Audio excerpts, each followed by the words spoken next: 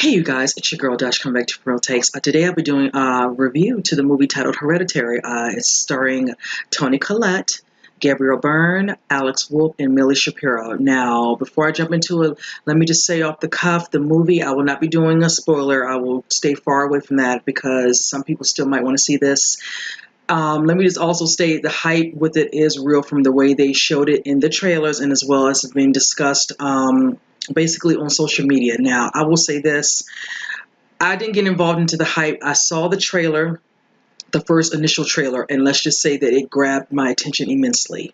And then they did a second one. And from the second one, it was mostly garnered because it was showing most of the character played by Millie Shapiro. She was known as Charlie in the movie. And just, very focused on her because I felt like she would be a very instrumental part of the movie overall anyway.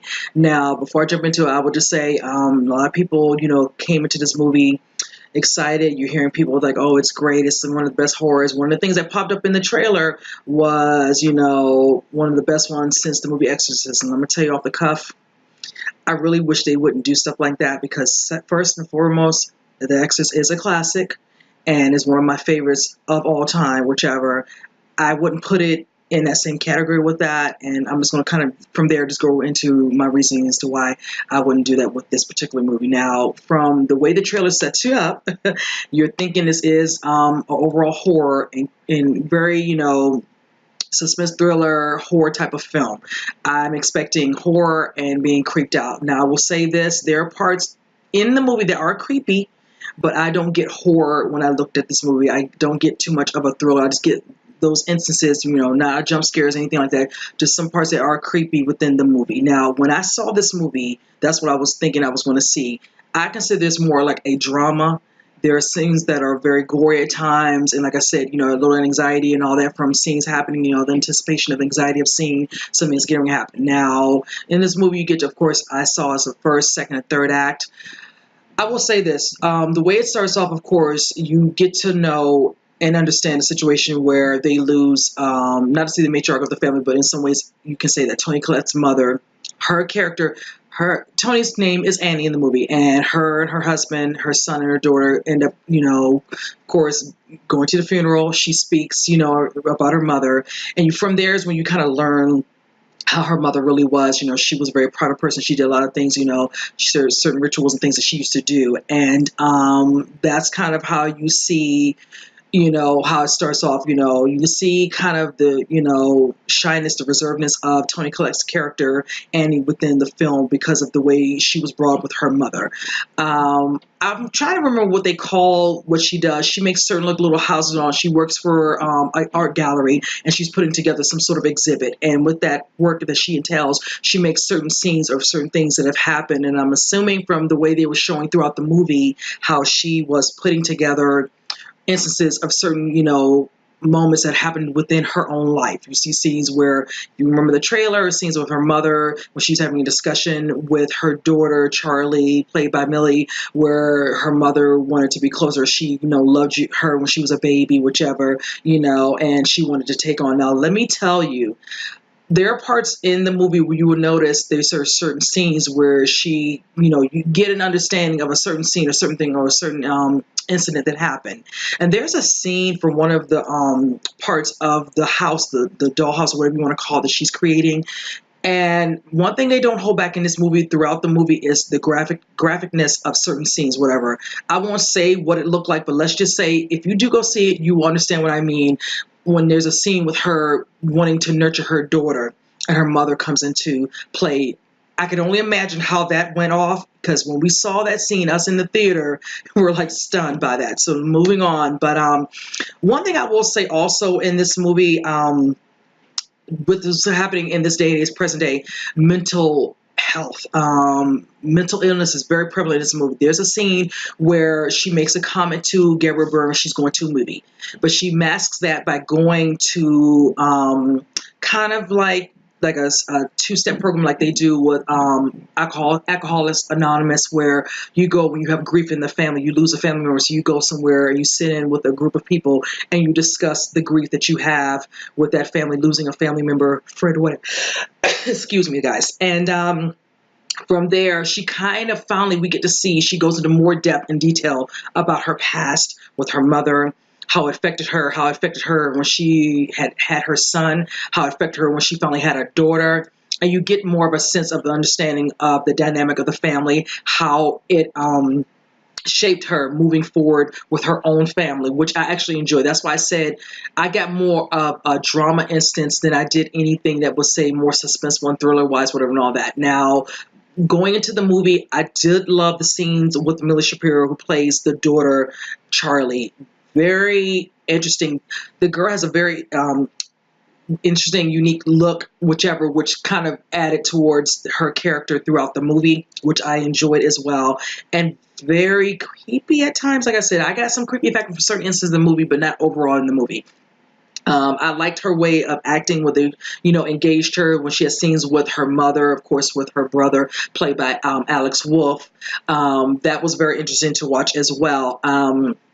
I will say the stronger acting in the movie for me personally was Toni Collette and Millie Shapiro. Alex had moments here and there. Now, there is a scene that's engaged at a dining room scene where they're eating dinner, and I will say it was a very good scene where between Toni and Alex's character, mom and son, and Toni really brought it. It was a good scene. You guys will enjoy that. I really did, because I am a fan of Toni Collette, and she can her range in movies, she can go, comedy, drama, horror, whatever and all that you want to call it. She can give you all of them, and I loved how she carried her scenes in this movie.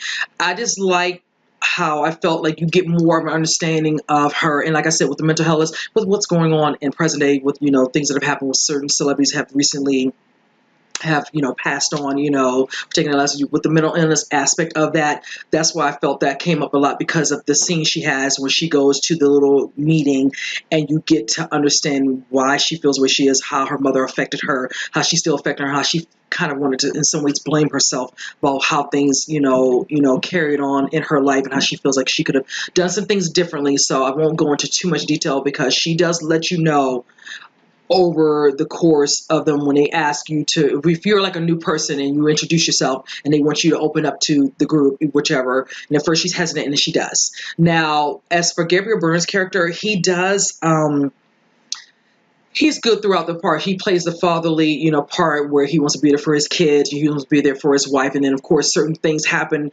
that happen with Charlie's character, that propel the storyline even a little bit more. And then we're introduced to a character named Joanne.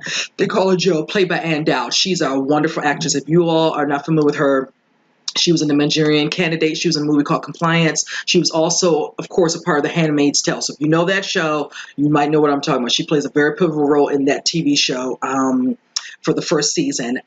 Great actress, and she was very good in this work. Let's just say, and that's why I will not be doing spoilers in this movie, let's just say she plays a very, very specific role within this movie that causes, things to unravel even more in the family dynamic. And let's just say that she's very pivotal and a lot of the things that do happen going into the third act and the final parts of the movie. Now, I will say this: I enjoy the acting, the cinematography. Comparison with Exorcist, no, let me put it like this, and some people can probably see where I'm going with this. If I'm thinking about this movie over, like I said, how she had, a very strained relationship with her mother, I would say I compare this with like Mommy Dearest meets Rosemary's Baby. I'll put it like that. And you all can kind of come up with your own ideas of what you think. Moving forward, like I said, the beginning of the movie sets a tone. You kind of see some things happen. You open up a little bit more. You learn more about the family. Then it goes into the second part where you kind of get a sense of certain things happening, and then certain things start to happen, and a certain scene happens that really kind of sets it off. And then that's when she's introduced to Ann Dowd's character, Joanne, that's played in the film. And then the third act. Now, let me tell you, as much as I enjoyed the movie overall, it wasn't terrible. I wouldn't say it is, exceptional and it's all great and this is one of the best horrors and all that. That third act, that ending, I did not like that ending as much as some people might have liked it. It made me honestly felt that I was robbed at times when I watched this movie, because this movie is a little over 2 hours, so you're invested and rightfully so, and it's good for that. But that ending, oh man, I just let me just put it like this: a lot of us in that theater, some people sitting beside me, some of the guys, they were laughing, and I'm just, I didn't laugh. I was just, all I could say was wow, because it was not what I expected, and I was expecting something different. I'll be honest with you, from the way it did end. Per se. Then you have some people even discussing. I was expecting to be a horror, and I don't feel like it really was horror. I didn't even have to say it. I was thinking it, but hearing somebody say it out loud, that's exactly what I was thinking. Honestly, there are some creepy parts, and there's some parts like, oh my goodness, you might jump backward and all. But overall, that build up for the ending, and it's almost like it was getting so good, this, and it's allowed the director to come up with something, and this is what he gave us. Not what I was expecting. So, in the end, I can say I really did enjoy the movie, but like I said, the ending just was so lackluster for me, honestly. But I will say this: with the things that happen going to the second, heading into the last and final parts of the movie, there's something that's very instrumental within the movie, where there's something that the mother, the daughter, Toni Collette, and then within the movie, there's certain things that are happening. I'm trying my best not to spoil it. There's something as a necklace that's wearing is very pivotal within the movie. I will just say that much, and you'll kind of understand where I'm going with it when you see the ending and understand. Because of course, Toni Collette starts putting pieces together and understanding, okay, what's happening, what's going on, and her finally coming to a realization, and of course having to express it to her husband, Gabriel Byrne's character, being a very understanding father and husband, but then he's at his boiling point, and then things kind of happen from there. That's why I said it started to really pick up truly when these things started to come, to a realization, and from there got excited, but then it went back downhill from there. But to each his own. A lot of people might say, overall, they might say they liked it. And I know some people are reviewing it as being, great, one of the best horrors they've seen. I won't say that. Honestly, no, I don't see it like that. I get more of a drama, honestly. It was certain scenes that might come off as being creepy and maybe a little bit of a thriller to some, but not really to me per se. Now, if I gave it out of a 10, my rating for this would be about a 6. And that's just me being honest. I'm not going to sugarcoat it. That's how I truly felt. I know the gentleman who's the director is known for doing, mainly short films, and this being his really, truly first movie to direct a full-length film. And overall, I will say this: he's on the right track. He did very good. But like I said, everything up, the overall story was good. This, that, and the other. First act, second act, that third act, and then that ending. Who knows? I think a lot of people might see where I'm going with this, and hopefully his next venture out to direct something will be a little bit better.